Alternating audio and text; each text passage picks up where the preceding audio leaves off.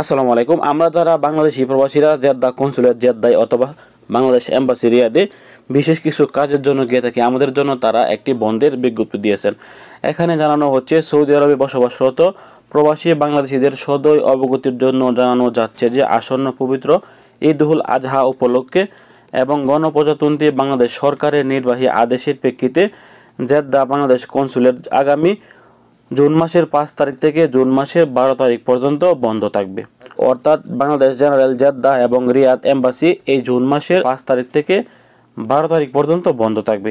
আপনারা যারা বিশেষ কাজের জন্য বাংলাদেশ এম্বাসি রিয়াদ এবং জেদ্দা কনসুলেট জেদ্দায় গিয়ে থাকেন, আপনারা মনে রাখবেন জুন মাসের 5 তারিখ থেকে 12 তারিখ পর্যন্ত আপনারা ওইখানে যাবেন না কাজের জন্য। এবং আগামী 15 জুন অর্থাৎ জুন মাসের 15 তারিখ থেকে আবারও তারা তাদের কার্যক্রম চালু করবেন।